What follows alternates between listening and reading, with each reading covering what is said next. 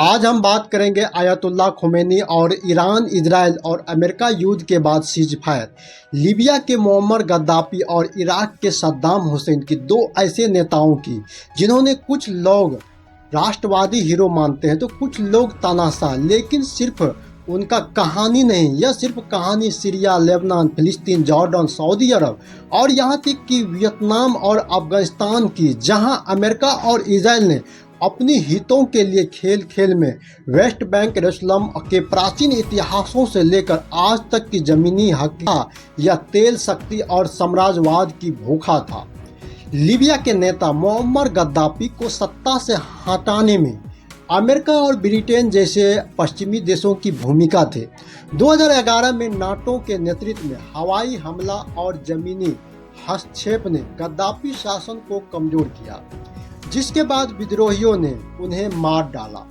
1969 में जब Muammar Gaddafi ने तख्ता पलट का राजा इदरीस को सत्ता से हटाया, लीबिया एक गरीब उपनिवेशिक देश था जहां बुनियादी सुविधा तक नहीं थी, लेकिन गद्दाफी ने तेल की ताकत को पहचाना और इस देश के विकास का आधार बनाया। उन्होंने तेल उद्योग का राष्ट्रीयकरण किया और जिससे लीबिया की आय दुगुनी बढ़ गई। 1980 से 90 के दशक तक लीबिया अफ्रीका का सबसे अमीर देश बन गया, जहां प्रति व्यक्ति आय $12,000 तक पहुंच गई। गद्दाफी ने इस धन को सामाजिक कल्याण पर खर्च किया। आम लोगों को मुफ्त शिक्षा, स्वास्थ्य सेवाएं और सब्सिडी वाला आवास मिला। नवविवाहित जोड़ों को घर खरीदने के लिए ब्याज मुक्त ऋण दिए गए और 1969 से साक्षरता दर 25% थी, जबकि 1990 तक 90% हो गई। जीवन प्रत्याशी और 50 साल से बढ़कर 70 साल तक पहुंच गई। इन नीतियों ने लीबिया को एक कल्याणकारी राज्य में बदल दिया, जहां गरीबी और अशिक्षा तेजी से कम हुई। गद्दाफी ने तेल की कमाई को पश्चिमी कंपनियों की जेब में जाने से रोका, अपने लोगों के लिए इस्तेमाल किया। गद्दाफी का दृष्टिकोण सिर्फ लीबिया तक सीमित नहीं था, उनका सपना था कि पूरे अफ्रीका को उपनिवेशिक शक्तियों से मुक्त कराना है और एकजुट कराना है। उन्होंने अफ्रीका यूनियन की स्थापना में महत्वपूर्ण भूमिका निभाई और यूनाइटेड स्टेट ऑफ अफ्रीका का विचार पेश किया। उन्होंने दक्षिण अफ्रीका में रंगभेद विरोधी आंदोलन ANC को आर्थिक और नैतिक समर्थन दिया। 1997 में नेल्सन मंडेला ने गद्दाफी को हमारा भाई कहा। गद्दाफी ने कई अफ्रीकी देशों को आर्थिक मदद दी, जिससे उनकी छवि एक पैन अफ्रीका नायक की बनी। उस समय अफ्रीका औपनिवेशिक शोषण से उबर रहा था और गद्दाफी का यह पहल अफ्रीका देशों के लिए प्रेरणादायक थी। गद्दाफी ने अफ्रीका को पश्चिमी प्रभाव से मुक्त कराने का सपना देखा, जो उन्होंने वैश्विक स्तर पर सम्मान दिलाता था। गद्दाफी पश्चिम देशों, विशेषकर अमेरिका और ब्रिटेन के लिए एक कांटा थे। उन्होंने पश्चिमी तेल कंपनियों BP और एक्सॉन मोबिल को लीबिया से बाहर निकाला और तेल की कमाई को लीबिया के लोगों के लिए इस्तेमाल किया। और 2008 में उन्होंने प्रस्ताव दिया कि अफ्रीका देश तेल का भुगतान सोने की मुद्रा गोल्ड बैकेड करेंसी में करे, जो अमेरिका डॉलर को चुनौती थी। 2009 का UN भाषण, गद्दाफी ने संयुक्त राष्ट्र में 90 मिनट की भाषण में पश्चिमी देशों की नीतियों की खुलकर आलोचना की, जिसमें इराक युद्ध और UN की संरचना शामिल थी। दुनिया के कई देशों में उन्हें साम्राज्यवाद विरोध नायक माना जाता था। गद्दाफी का यह रूप पश्चिमी देशों के लिए खतरा था, क्योंकि यह उनकी आर्थिक और भूमि राजनीतिक हितों के चुनौती देता था। उन्होंने अपने देशों के संशोधन को पश्चिमी लूट से बचाया और वैश्विक मंच पर साहस दिखाया। ग्रेट मैन मेड रिवर परियोजना गद्दाफी की सबसे बड़ा महत्वाकांक्षी परियोजना थी। दुनिया की सबसे बड़ी सिंचाई प्रणाली थी, जिसने सहारा रेगिस्तान के नीचे से पानी निकालकर लीबिया के 70% लोगों को स्वच्छ पानी की उपलब्ध कराया। इस परियोजना ने रेगिस्तान के क्षेत्रों को हरा भरा किया और कृषि को बढ़ावा दिया। पानी की कमी मध्य पूर्व और अफ्रीका में एक बड़ी समस्या है और गद्दाफी ने इसे हल करने की कोशिश की। यह परियोजना उनकी दीर्घकालीन सोच और देश भविष्य के लिए दर्शाती है। लेकिन गद्दाफी का शासन एक सिक्के का दूसरा पहलू भी था। विपक्षी दलों पर पूरी तरह से पाबंदी थी। 1984 में अबू सलीम जेल में 1200 से अधिक राजनीतिक कैदियों को हत्या की आदेश दिया गया। हजारों लोग गायब हो गए और उनके परिवारों को जवाब नहीं मिला। 1988 में पेन एम फ्लाइट 103 लॉकरबी बमबारी में 270 लोग मारे गए। इस हमले के लिए लीबिया एजेंटों को जिम्मेदार ठहराया गया और गद्दाफी ने बाद में मुआवजा दिया। गद्दाफी और उनके परिवार ने तेल की कमाई का दुरुपयोग किया। उसके पास निजी जेट, महल और विदेशी संपत्तियां थी। यह आरोप लगाकर 2011 में नागरिकों पर हिंसा अरब और स्प्रिंग के दौरान बेंगाजी में प्रदर्शन शुरू हुए। गद्दाफी ने प्रदर्शनकारियों को कॉकरोच का और सेना व भाड़े के सैनिकों को भेजा। हजारों लोग मारे गए, आंतरिक विद्रोह का जन्म दिया और उनकी 2011 में उनकी हत्या कर दी गई। और गद्दाफी 1969 से 2011 तक लीबिया के नेता थे। उन्होंने 42 वर्ष तक शासन किया। 2011 में अरब स्प्रिंग ने मध्य पूर्व को हिला दिया। ट्यूनीशिया और मिस्र में तानाशाह के पतन ने लीबिया में भी आग लगाई और फरवरी 2011 में बेंगाजी में प्रदर्शन शुरू हुए और लोग गद्दाफी को तानाशाह, बेरोजगारी और भ्रष्टाचार के खिलाफ सड़कों पर उतरे। गद्दाफी ने प्रदर्शनकारियों को कुचलने के लिए सेना भेजी। बेंगाजी में शांतिपूर्ण प्रदर्शन पर टैंकों से हमला, जिसमें 200 से लोग मारे गए और उनकी धमकी, हम कॉकरोच को कुचल देंगे, यह विद्रोह को भड़काया। और मार्च 2011 में संयुक्त राष्ट्र ने रिजोल्यूशन 1973 पारित किया, जिसके तहत नो फ्लाई जोन लागू किया गया। ख्याला बाब अल अजीजिया पर बम गिराए। यह नागरिक सुरक्षा से बढ़कर गद्दाफी को हटाने का मिशन बन गया। 20 अक्टूबर 2011 सिर्त में छिपे थे और नाटो ने हवाई हमले में गद्दाफी एक नाले में छिपे, जहां विद्रोहियों ने उन्हें पकड़ा और पीटा, चाकू मारा और गोली मार दी। उनकी मृत्यु का वीडियो वायरल हुआ, जिसमें गद्दाफी खून से लथपथ चिल्ला रहे हैं कि मुझे मत मारो। 52 में स्वतंत्रता मिली जब संयुक्त राष्ट्र ने इसे एक स्वतंत्र राज्य घोषित किया। इससे पहले लीबिया इटली के विश्व युद्ध के बाद इसे ब्रिटेन और फ्रांस द्वारा प्रशासित किया गया था। 1949 में संयुक्त राष्ट्र महासभा ने मतदान किया और लीबिया 1 जनवरी 1952 से पहले एकीकृत और स्वतंत्र राज्य बना जाएगा। और 24 दिसंबर 1951 को राजा इदरीस प्रथम ने लीबिया को स्वतंत्र घोषित किया। सद्दाम हुसैन को 30 दिसंबर 2006 को फांसी दी गई थी। उन्होंने इराकी विशेष न्यायाधिकरण द्वारा मानवता के खिलाफ अपराधी दोषी ठहराया गया था, जिसे 1982 में ड्यूजेल शहर में 148 शियाओं की हत्या भी शामिल थी। सद्दाम हुसैन को फांसी देने का फैसला इराकी सरकार ने किया था। सद्दाम हुसैन को 13 दिसंबर 2003 को अमेरिका सेना ने पकड़ लिया था और 2006 में उन्हें फांसी दी गई थी। उनकी फांसी का एक आधिकारिक वीडियो इराकी सरकार द्वारा जारी किया गया था। सद्दाम हुसैन 1979 में इराक की सत्ता संभाली और तेल की ताकत से देश को मध्य पूर्व की एक शक्ति बनाया।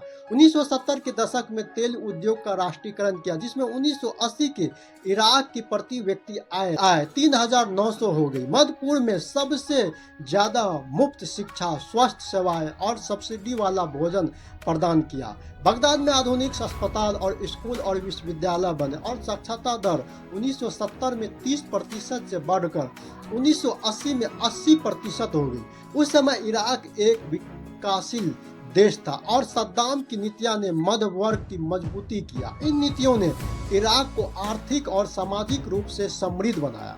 सद्दाम ने पश्चिमी प्रभाव और इजराइल का खुलकर विरोध किया। इराक के पास दुनिया के 10% तेल भंडार है। 2003 के बाद हॉलीबर्टन जैसी अमेरिकी कंपनी को ठेके में 2014 में ISI का उदय हुआ और 2025 में इराक सांप्रदायिक हिंसा और भ्रष्टाचार से जूझ रहा था। 1990 में कुवैत पर हमला तेल क्षेत्रों पर नियंत्रण की कोशिश की थी, जिसे कुछ लोग पश्चिमी तेल कंपनियों के खिलाफ कदम मानते हैं। उन्होंने फिलिस्तीन आंदोलन को आर्थिक मदद दी और 1991 में इजराइल पर हमला। खाड़ी युद्ध के दौरान सद्दाम ने इजराइल पर स्कॉड मिसाइलें दागे। अरब दुनिया में कई लोग उन्हें इजराइल पश्चिमी साम्राज्यवाद के खिलाफ खड़ा होने वाला नेता मानते थे। उनका राष्ट्रवादी रुख इराकियों में गर्व पैदा करता था, लेकिन इनसे पश्चिमी देशों को उनका दुश्मनी बना दिया। इनकी नीतियों ने इराक के क्षेत्रीय ताकत और अरब गर्व के प्रतीक बनाया। 1979 से 1990 के तक पार्टी के जरिए मजबूत केंद्रित शासन बनाया। बगदाद में राष्ट्रीय संग्रहालय और मेसोपोटामिया की प्राचीन सभ्यता के बेबीलोन खंडरों को पुनर्निर्माण करवाया। इस अनुभूति मिलती है। मेसोपोटामिया विश्व की सबसे पुरानी सभ्यता में से एक है। की गौरव को बढ़ाया। यह उनके संस्कृति योगदान और प्रारंभिक स्थिति को दर्शाता है। 9/11 हमले के बाद अमेरिका ने आतंकवाद के खिलाफ युद्ध शुरू किया। उन्होंने दावा किया कि सद्दाम के पास सामूहिक विनाश के हथियार है। मार्च 2003 में ऑपरेशन इराक फ्रीडम शुरू हुआ। बगदाद पर शॉक एंड ऑफ बमबारी हुई। 9 अप्रैल 2003 को बगदाद के सद्दाम हुसैन की मूर्ति को गिराए उन पर मुकदमा चलाया। 13 दिसंबर 2003 को सद्दाम को ताक में एक गड्ढे में छिपे पकड़ा गया और 2004 में इराकी विशेष ट्रिब्यूनल में उनका मुकदमा शुरू हुआ। उन पर 1982 के डजेल नरसंहार और 184 शिया की हत्या का मुख्य आरोप था। 5 नवंबर 2006 को उन्होंने दोषी ठहराया गया और 30 दिसंबर 2006 को बगदाद में फांसी दी गई। फांसी का वीडियो लीक हुआ जिसमें शिया जेलरों ने उन्हें ताना मारने के सद्दाम ने अंत में कहा कि इराक के लिए जियो। WMD का झूठ। 2004 में CIA ने माना कि WMD की सबूत गलत थे, जो केमिकल हथियार नहीं बनाते थे। वह झूठा निकला और सद्दाम हुसैन मारे गए। इराक को 1932 में ब्रिटेन से औपचारिक स्वतंत्रता मिली, लेकिन 1958 तक ब्रिटिश प्रभाव बना रहा। जब राजशाही को उखाड़ फेंका गया तो गणतंत्र की स्थापना हुई। 16वीं शताब्दी में 20वीं शताब्दी तक इराक ओटोमान साम्राज्य की हिस्सा रहा। विश्व युद्ध के बाद ब्रिटेन ने इस क्षेत्र पर नियंत्रण कर लिया और 1932 में इराक को स्वतंत्रता मिली। इराक का इतिहास बहुत प्राचीन है और इसमें मेसोपोटामिया के नाम से जाना जाता और फिर अक्कावाद, बेबीलोन और असीरिया जैसे महान साम्राज्यों का उदय हुआ। लेखन, गणित, खगोल विज्ञान और कानून जैसे क्षेत्रों का महत्वपूर्ण प्रगति हुई। सीरिया के गोलन हाइट, जो सीरिया से 1967 में कब्जा किया गया था। गोलन हाइट एक रणनीति पठारी क्षेत्र है जिसे इजराइल ने सीरिया से छीना था। इजराइल ने गोलन हाइट को पूरी तरह से वापस नहीं किया और इसे 1981 में अपने क्षेत्र में मिला लिया। हालांकि अंतर्राष्ट्रीय समुदाय इसे विवादित क्षेत्र मानता है। सीरिया में अमेरिका ने शुरू से ही बशर अल असद के शासन के खिलाफ विद्रोह का समर्थन किया, जिसे फ्री सीरियन आर्मी FSA भी शामिल थी। सीरिया में 2011 में शुरू हुआ गृह युद्ध एक वैश्विक सियासत का मैदान बन गया। अमेरिका ने बशर अल असद शासन के खिलाफ विद्रोह समूह को फ्री सीरियन आर्मी को हथियार और प्रशिक्षण दिया। इजराइल ने 2011 से 2024 तक ईरान समर्थित हिजबुल्लाह और IRGC के ठिकानों पर 500 से अधिक हवाई हमले किए। 8 दिसंबर 2024 को हत्या ताहरीर अल शाम STS ने दाशमिक पर कब्जा किया और असद रूप से भाग गए। 5 लाख लोग मारे गए। 1.25 करोड़ विस्थापित हुए। रूस और ईरान की अनुपस्थिति ने असद के पतन को तेज किया। अमेरिका और इजराइल ने असद को कमजोर किया, लेकिन गृह युद्ध ने सीरिया को बर्बाद कर दिया। संगठनों का उदय। सीरियाई गृह युद्ध ने इस्लामिक स्टेट ISI जैसे आतंकवादी संगठनों को पनपने का अवसर दिया, जिन्होंने सीरिया के कुछ हिस्सों पर नियंत्रण कर लिया। सीरिया को 17 अप्रैल 1946 को फ्रांस से पूर्ण स्वतंत्रता प्राप्त हुई, जब अंतिम फ्रांसीसी सैनिक देश छोड़कर चले गए। इससे पहले सीरिया 1920 में फ्रांसीसी जनादेश के अधीन था और 1941 में अपनी स्वतंत्रता को घोषणा के बावजूद 1946 तक फ्रांसीसी सेना की वापसी नहीं हुई थी। सीरिया का 7 लाख वर्षों से मानव बसा हुआ है। प्राचीन काल में सीरिया असीरिया, अराम और फेनिसिया जैसे शक्तिशाली साम्राज्य का केंद्र था। यह क्षेत्र अलेक्जेंडर महान, रोमन साम्राज्य और बेंजिटिन साम्राज्य सहित विभिन्न साम्राज्य के अधीन रहा था। लेबनान हिजबुल्लाह के खिलाफ जंग। हिजबुल्लाह लेबनान में सबसे शक्तिशाली शस्त्र बल है और एक प्रभावशाली शिया मुस्लिम राजनीतिक दल भी है। लेबनान संसद और सरकार दोनों में इसकी महत्वपूर्ण मौजूदगी है। इजराइल और कई पश्चिमी देशों ने हिजबुल्लाह को आतंकवादी संगठन के तौर पर प्रतिबंधित किया है, लेकिन लेबनान में अमेरिका और इजराइल ने हिजबुल्लाह को निशाना बनाया। 1983 में बेरूत में अमेरिकी मरीन बैरकों पर बमबारी, 41 लोग मारे गए। अमेरिका ने हिजबुल्लाह को आतंकवादी संगठन घोषित किया। 2006 के इजराइल लेबनान युद्ध में इजराइल ने हिजबुल्लाह के ठिकानों पर बमबारी की, जिसमें से 1200 से लोग लेबनानी मारे गए। और 2023 से 24 हमास के समर्थन में हिजबुल्लाह ने इजराइल पर रॉकेट दागे।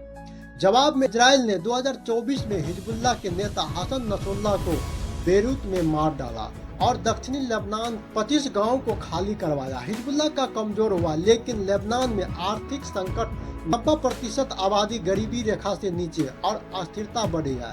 हिजबुल्लाह के खिलाफ अभियान ने लेबनान को और अस्थिर किया। लेबनान को 22 नवंबर 1943 को फ्रांस से आज़ादी मिली। द्वितीय विश्व युद्ध के दौरान लेबनान ने स्वतंत्रता की घोषणा की और 1946 फ्रांसीसी सैनिक की वापसी मिली। लेबनान पूरी तरह से स्वतंत्र हो गया। फिलिस्तीन राज्य अमेरिका रूप से मध्य पूर्व में मान्यता प्राप्त है। फिलिस्तीन लिबरेशन संगठन ने 15 नवंबर 1988 को अल्जीरिया में नेशनल असेंबली की परिषद में फिलिस्तीनी राज्य की स्वतंत्रता की घोषणा की। वह अरब राज्यों की लीग का सदस्य था और कई राज्यों द्वारा मान्यता प्राप्त थी। फिलिस्तीन का मुद्दा मध्य पूर्व का सबसे संवेदनशील और जटिल मामला है। अमेरिका 1967 के बाद इजराइल को सैन्य सहायता और $3.8 बिलियन सालाना 2024 तक। 2023 से 24 में हमास के हमले 1200 मारे गए। उसके बाद अमेरिका ने गाजा में इजरायली हमले को समर्थन किया और इजराइल 1948 से फिलिस्तीन क्षेत्र पर कब्जा शुरू किए। 1967 में वेस्ट बैंक, गाजा और पूर्वी यरूशलेम पर कब्जा। 2023 से 24 में गाजा पर बमबारी, 35,000 से अधिक फिलिस्तीनी मारे गए। और 2021 में अल अक्सा मस्जिद पर इजरायली हमले ने रॉकेट हमले भड़काए। और 2024 में इजराइल ने गाजा में हमास की सुरंगों को नष्ट किया। अमेरिका ने इजराइल समर्थन किया और इजराइल का कब्जा फिलिस्तीन संघर्ष को बढ़ाता है। इस समय जब संयुक्त राष्ट्र स्वयं मुश्किल से 2 साल पुराना था, तो हिंसा ने फिलिस्तीन को तबाह कर दिया और विभिन्न विकल्पों की जांच करने के बाद संयुक्त राष्ट्र ने फिलिस्तीन को 2 स्वतंत्र राज्य में विभाजित करने का प्रस्ताव रखा, एक फिलिस्तीनी अरब और दूसरा यहूदी, जिसमें यरूशलेम का अंतर्राष्ट्रीयकरण किया गया। आज फिलिस्तीन के लोगों को फिलिस्तीन कहा जाता है। इस जगह मनुष्य 10,000 ईसा पूर्व से पहले पूर्वी भूमध्य सागर के तटों पर रहते थे। इसके मूल निवासी खानाबदोश शिकारी संग्राहक थे, जो संभवतः मेसोपोटामिया, आधुनिक इराक और ईरान के क्षेत्र से आकर बसे थे। फिलिस्तीन पर अपने पूरे इतिहास में कई समूहों ने शासन किया है। जॉर्डन को 25 मई 1946 ईस्वी को ब्रिटेन से स्वतंत्रता मिली। इससे पहले जॉर्डन ब्रिटिश जनादेश के तहत ट्रांस जॉर्डन के रूप में शासित था। 1958 में जॉर्डन में अमेरिका ने राजशाही को बनाए रखने के लिए सैन्य सहायता भेजी। 1967 में जॉर्डन ने मिस्र और सीरिया के साथ रक्षा समझौते पर हस्ताक्षर किए और जून 1967 में तीसरे अरब इजराइल युद्ध में इजराइल के खिलाफ लड़ाई लड़ी। जॉर्डन मध्य पूर्व में एक अपेक्षाकृत अस्थिर देश रहा है, लेकिन इसका इतिहास जटिल है। 1946 में जॉर्डन को स्वतंत्रता मिली और 1948 के अरब इजराइल युद्ध के दौरान जॉर्डन ने वेस्ट बैंक पर कब्जा कर लिया, लेकिन 1967 के 6 दिवसीय युद्ध में इजराइल ने इस पर कब्जा कर लिया और जॉर्डन ने 1988 में वेस्ट बैंक पर अपना दावा छोड़ दिया और 1994 में इजराइल के साथ शांति संधि पर हस्ताक्षर करने वाला दूसरा अरब देश बन गया। 1958 में संयुक्त राज्य अमेरिका ने जॉर्डन में सैन्य सहायता भेजी, जिसके उद्देश्य देश की राजशाही को बनाए रखना था। 1967 में जॉर्डन ने अपनी स्थिति बदल दी और मिस्र और सीरिया के साथ एक रक्षा समझौते पर हस्ताक्षर किए। जून 1967 में जॉर्डन तीसरे अरब इजराइल युद्ध में मिस्र और सीरिया के साथ शामिल हो गया। जॉर्डन के आधुनिक इतिहास में जून 1967 का युद्ध एक महत्वपूर्ण मोड़ था। 48 घंटों के भीतर इजरायली सेना ने वेस्ट बैंक पर कब्जा कर लिया, जिसमें पूर्वी यरूशलेम भी शामिल था। जॉर्डन मध्य पूर्व में अपेक्षाकृत अस्थिर रहा, लेकिन इसका इतिहास भी जटिल है। 1958 में अमेरिका ने जॉर्डन में सैन्य सहायता भेजी ताकि राजशाही बना रहे। 1967 में इजराइल ने जॉर्डन से वेस्ट बैंक और पूर्वी यरूशलेम छीना और 1994 में जॉर्डन और इजराइल ने शांति संधि की। 1970 का ब्लैक सितंबर जॉर्डन ने फिलिस्तीन और उग्रवादियों PLO को कुचला, जिसमें से अमेरिका ने समर्थन दिया और जॉर्डन अस्थिर रहा, लेकिन 20 लाख फिलिस्तीनी शरणार्थी ने इसे प्रभावित किए और 2024 तक जॉर्डन में अमेरिकी सैन्य अड्डे हैं। जॉर्डन की अस्थिरता अमेरिका समर्थन पर निर्भर है। मिस्र इजिप्ट 1967 के 6 दिवसीय युद्ध 5 जून 1967 में इजराइल ने मिस्र के सिनाई प्रद्वीप और गाजा पट्टी पर कब्जा कर लिया। युद्ध कुल 6 दिनों तक चला। युद्ध की शुरुआत में इजराइल ने 5 जून 1967 को ऑपरेशन फोकस के तहत मिस्र के हवाई अड्डों पर आश्चर्यजनक हमला किया, वायुसेना को लगभग पूरी तरह से नष्ट कर दिया। इसके बाद इजराइल ने तेजी से सिनाई प्रद्वीप और गाजा पट्टी पर कब्जा कर लिया। सिनाई प्रद्वीप इजराइल ने सिनाई प्रद्वीप को 1979 में कैंप डेविड समझौता मिस्र को चरणबद्ध तरीके से वापस किया।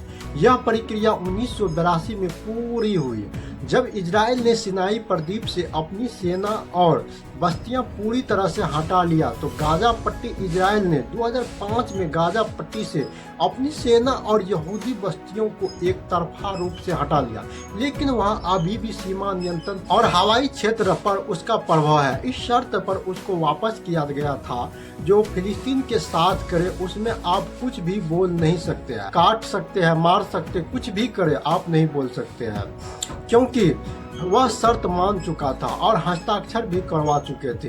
पहले फिलिस्तीन के लिए बोल रहा था, किसी तरह से उसको क्षेत्र वापस मिल गया। उसके बाद बोलना बंद हो चुका। इसके साथ जॉर्डन, सीरिया, तुर्की, सऊदी अरब जितने भी सभी देश हैं, इसी के जैसा अमेरिका की सेना सभी 80 देशों पर का कंट्रोल रखे हुए है। सऊदी अरब में अमेरिका की सेना ऑपरेशन साउथर्न वॉच खड़ी है। युद्ध के बाद से संयुक्त राज्य अमेरिका ने सऊदी अरब में 5000 सैनिक तैनात किए हैं। यह आंकड़ा इराक में 2003 के संघर्ष के दौरान 10,000 तक बढ़ गया था और कंट्रोल करते हुए अमेरिका के कैसे खिलाफ हो सकता है। सऊदी अरब देश के उत्तरी भाग में इजराइल को मदद कर रहा है और जहां ईरान मिसाइलें मुख्य रूप से गुजरती है और लुकास का कहना है कि सऊदी और इजराइल के बीच सुरक्षा सहयोग है। सऊदी अरब सुरक्षा के लिए अमेरिका पर भी बहुत अधिक निर्भर करता है, खासकर ईरान के प्रति शत्रुता को वर्षों के दौरान उसे अमेरिका से मदद मिलती रही। सऊदी अरब अमेरिका के सहयोग और इजराइल के साथ नया रुख। सऊदी अरब मध्य पूर्व में अमेरिका की सबसे बड़ी सहयोगी है। 1958 में सऊदी अरब को बगदाद संधि में शामिल किया गया था। 2020 में अब्राहम समझौते के बाद सऊदी अरब ने इजराइल के साथ अप्रत्यक्ष सहयोग शुरू किया। 2017 में गुप्त रूप से मुलाकात और सऊदी क्राउन प्रिंस ने इजराइल के साथ मुलाकात की। 2023 में अमेरिका ने सऊदी अरब को F-35 जेट बेचने का योजना बनाई। सऊदी अरब क्षेत्रीय शक्ति बनाने के, लेकिन इजराइल के साथ संबंध अरब दुनिया में विवाद है। सऊदी अरब का इजराइल के साथ सहयोग ईरान के खिलाफ रणनीति का हिस्सा है। वियतनाम 1965 से 73 अमेरिका ने कम्युनिस्ट उत्तरी वियतनाम के खिलाफ दक्षिणी वियतनाम के समर्थन किया। 1968 का टेट आक्रमण और 1973 की पेरिस शांति की समझौता, 20 लाख लोग मारे। 1975 में अमेरिका हार गया और वियतनाम एक कम्युनिस्ट राष्ट्र बना। आज यह आर्थिक रूप से मजबूत है। वियतनाम को फ्रांस से आज़ादी 2 सितंबर 1945 को मिली, जब वो हो ची मिन्ह ने वियतनाम को एक स्वतंत्रता देश की घोषित की। यह घोषणा द्वितीय विश्व युद्ध के बाद की गई थी, जब जापान ने वियतनाम पर कब्जा कर लिया था और फ्रांस की शक्ति कम हो गई थी। मिन्ह वियतनाम की स्वतंत्रता के लिए वियत मिन्ह नाम का एक प्रतिरोध सेना का नेतृत्व किया था। अफगानिस्तान अफगानिस्तान को 1919 में अंग्रेजों से आज़ादी मिली और तीसरा एंग्लो अफगान युद्ध के बाद 19 अगस्त 1919 को रावलपिंडी के संधि पर हस्ताक्षर किए, जिसके द्वारा अफगानिस्तान और संप्रभु और स्वतंत्रता राज्य घोषित किया गया। और उस समय अफगानिस्तान के अमीर अमानतुल्लाह खान थे। 1919 से पहले अफगानिस्तान ब्रिटिश साम्राज्य का हिस्सा था और इसे ब्रिटिश संरक्षित राज्य माना जाता था। 1919 ईस्वी में तीसरा एंग्लो अफगान युद्ध के बाद अफगानिस्तान ने अपनी स्वतंत्रता हासिल की। इस युद्ध के बाद 19 अगस्त 1919 को रावलपिंडी के संधि पर हस्ताक्षर किए गए थे, जिसके द्वारा ब्रिटेन अफगानिस्तान की स्वतंत्रता को मान्यता दी गई। अमानतुल्लाह खान को 1919 ईस्वी से पहले अफगानिस्तान के अमीर थे। 1926 ईस्वी में खुद को बादशाह घोषित किया। इसके शासनकाल में अफगानिस्तान ने आधुनिक की और कई कदम उठाए, जैसे शिक्षा, सामाजिक सुधार को बढ़ावा देना।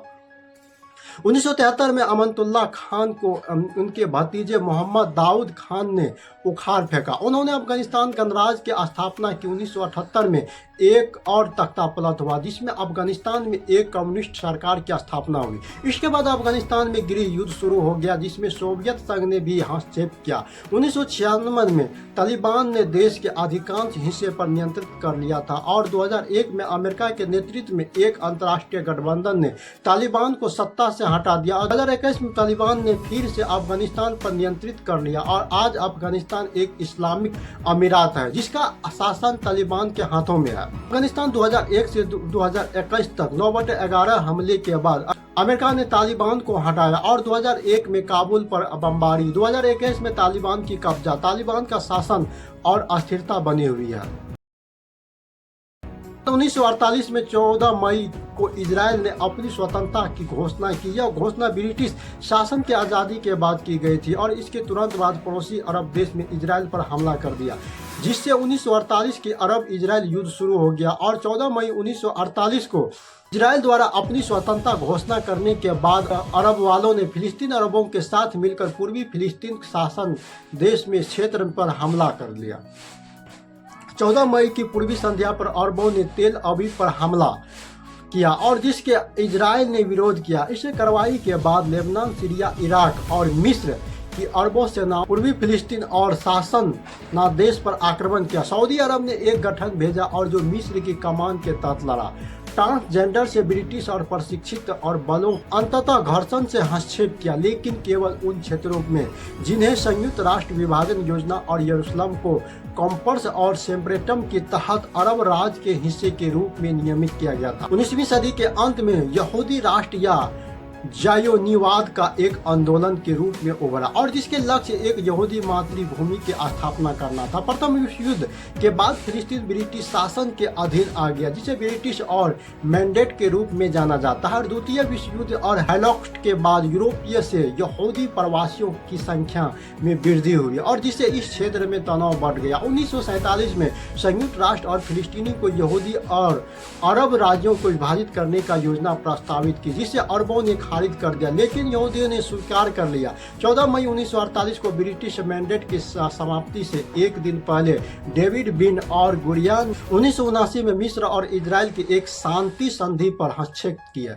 और बाद में जॉर्डन के साथ शांति स्थापित की गई, लेकिन इजराइल फिलिस्तीन संघर्ष आज भी जारी है। वेस्ट बैंक और यरूशलेम इतिहास में 3000 ईसा पूर्व से शुरू होता और जब कानान के क्षेत्र में बस्तियां स्थापित हुई। यरूशलेम दुनिया के सबसे पुरानी शहरों में से एक है, जिसकी इतिहास 5000 साल से भी ज्यादा पुराना है और 3000 ईसा पूर्व में यह क्षेत्र कनान के नाम से जाना जाता था। सेमेटिक लोगों ने यहां आकर बसना शुरू कर दिया। यह क्षेत्र एशिया, अफ्रीका और यूरोप के चौराहों पर स्थित है, जिसमें आज इजराइल और जॉर्डन, गाजा, वेस्ट बैंक शामिल है।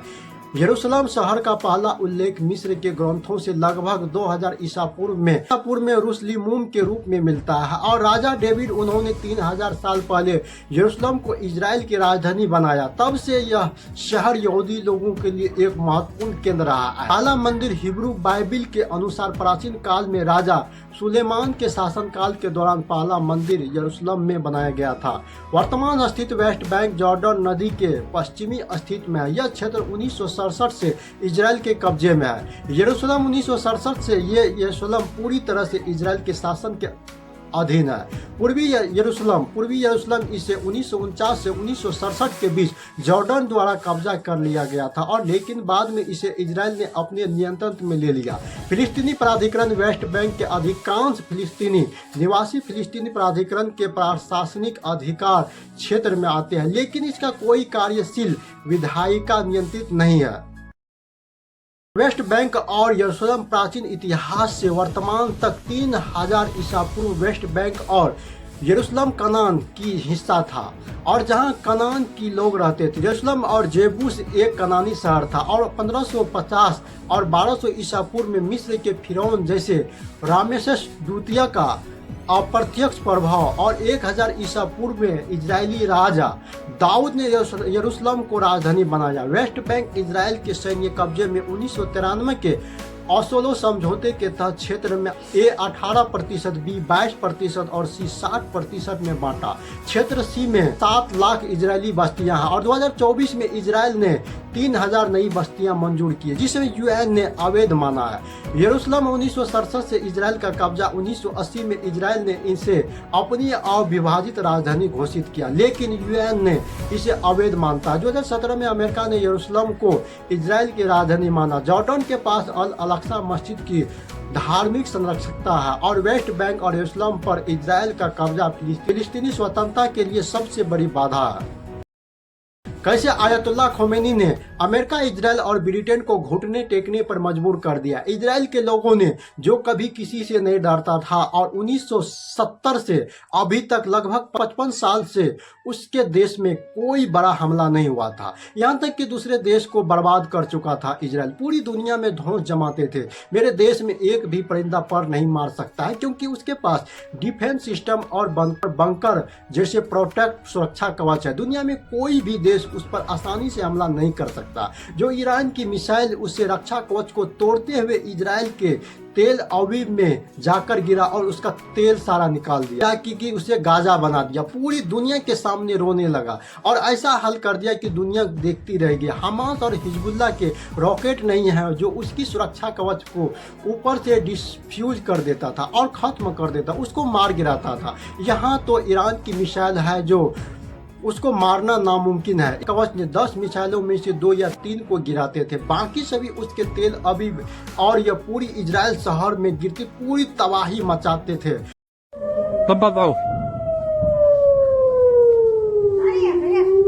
और पूरी बड़े बड़े शहरों को नष्ट कर देते थे। ईरान की मिसाइल तेल अवीव का तेल निकाल दिया, दुनिया भर में गिड़गिड़ाने लगा सीज फायर के लिए। इजराइल का दोस्त अमेरिका ने इजराइल को बचाने के लिए ईरान में 3 न्यूक्लियर साइट पर बम गिराए।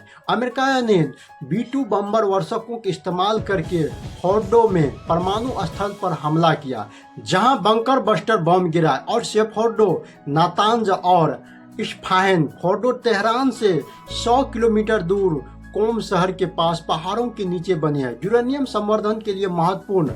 नातांजा ईरान का सबसे बड़ा यूरेनियम संवर्धन केंद्र है। 400 केजी यूरेनियम बनाया था, सभी दूसरे जगह को शिफ्ट करके बचा लिया। ईरान ने जवाबी कार्रवाई के लिए कतर में अमेरिका के एयर बेस पर 19 मिसाइलें दागी, जो मिडिल ईस्ट में अमेरिका के सबसे बड़ा सैन्य अड्डा है, लेकिन वहां भी अमेरिका वाले ने उसे पहले खाली करवा चुकी थी। नुकसान तो हुई, लेकिन उसके बाद सीज फायर लागू हो गया। अमेरिका ने इजराइल से कहा कि जंग रोकने के लिए और इजराइल मान गया और उसके बाद ईरान ने भी रोक दिया। अमेरिका और इजराइल की बेइज्जती हो गई कि इतनी बड़ी सुपर पावर को यह हाल हो गया। दोस्तों कमेंट में जरूर बताना।